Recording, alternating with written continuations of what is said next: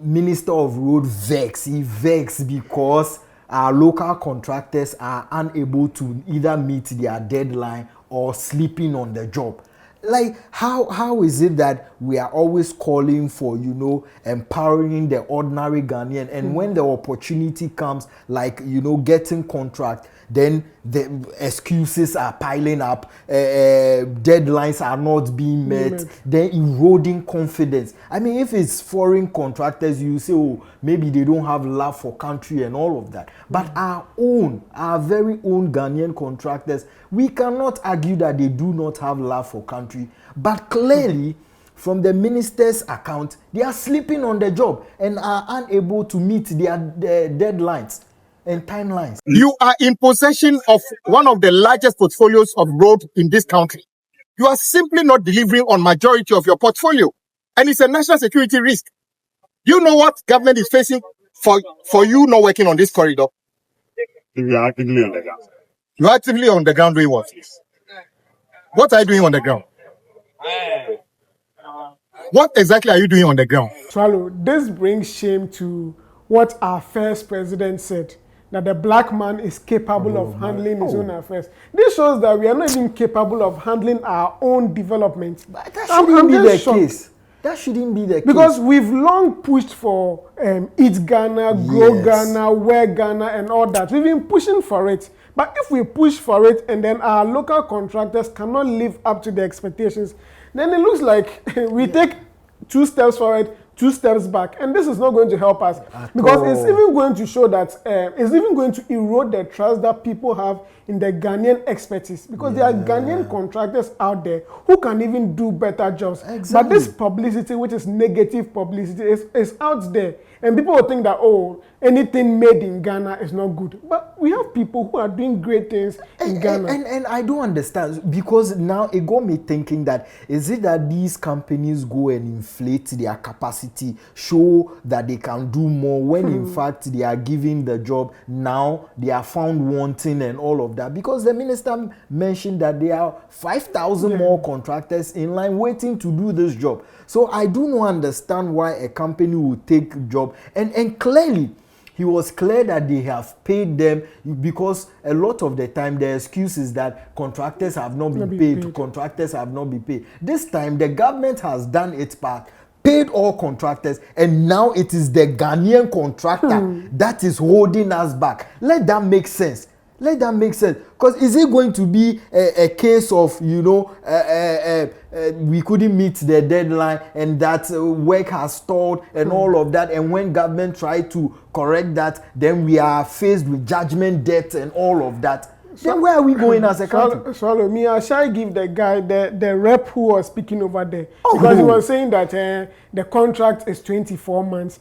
But they were giving the contract in December, and up to April, you've not done anything, and you are saying it's 24 months. So he's waiting till the 24th month before he starts doing something. I don't know if this is a Ghanaian mentality or a mindset that we need to shift away from. No, you shouldn't have started now. You should have started last year. Because this work has been given to you. And also one thing that baffles my mind is, why do we have to wait for a whole minister to get to the site before he discovers that there's no work done? What are our districts doing? Who is monitoring these projects? Because this is big push. This is not just any small program that this government is bringing out. This is big push. So we should have a tracking system to check whether these projects are going on, where have they got into, and not just speaking of tracking system, here on Sauce and Pepper, we have always maintained that now we have moved from talking and showing action. So he said in 2 months they will go back to go and check that road and see if they have met their 20% deadline. And here on Sauce and Pepper, we will be monitoring. In that 2 months, we would see if the minister has even gone to follow up, and if he has followed up, have they met their 20%? If they have not, what action is being taken? All of these things we need to know, because we are moving away from the talk and action now. We are tired of talking. It's also not enough for him to just issue warnings. Right. There should be consequences for people who fail to do their jobs. We shouldn't wait and then be massaging the issues here and there. As he said that he will take away the contracts from them. We shouldn't wait, because because from the video it shows that the company is a very big company. Yeah. This is Mariupoma. It's a big company. Yes, please. I know you know. Your company was not set up just yesterday. And Whatever explanation you are giving here, it's not the reason you are not working. If you are big, do the work well. So me, what I'm saying is he shouldn't just issue the warning and then the media has captured it and that will be all. Yeah. He should back his words with actions. If they fail to deliver on that 20%, he should just take away the job and give it to someone who is competent enough to do that job. I agree absolutely. And you know, another thing I want to bring to the fore is that you see these roads they are constructing.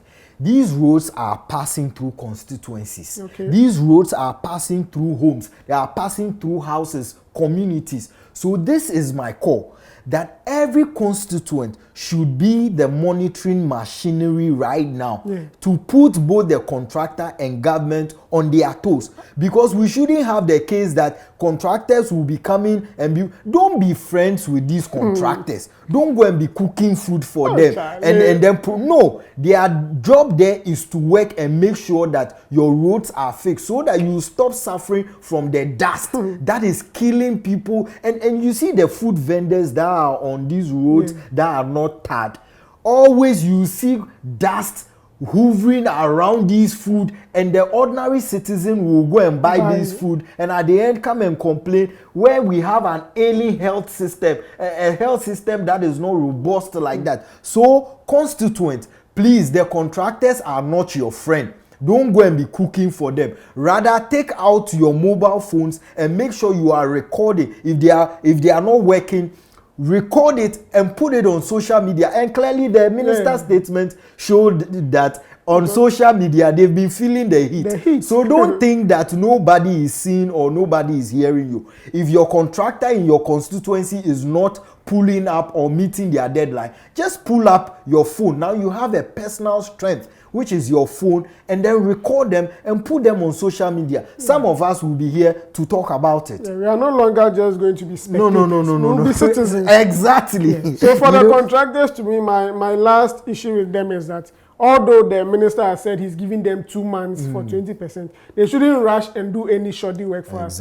We want value for money. I heard they've even established a value for money office. Please. We need value for money. They shouldn't rush and do any shoddy work. After 3 months, then the roads are wearing off. No, they should do a very good job for us so that we know that the Ghanaian man is capable of managing our development in this country. That is my take. Indeed. I mean, I agree with you. It makes absolute sense. Of course, in as much as we are asking for speed and expediency, we are not asking you to sacrifice quality. Yeah, but Swallow, let me digress a little. Okay. Is it just because this contractor is a Ghanaian that the minister is going so wild on him?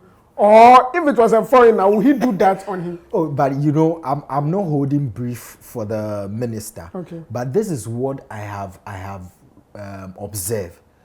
One of the good things or things I have learned about this current administration, which is led by His Excellency John Dramani Mahama, is what he has done is placing square pegs in square holes. Okay. So, for instance, for the first time, you hear a road minister being an architect by profession. You get it?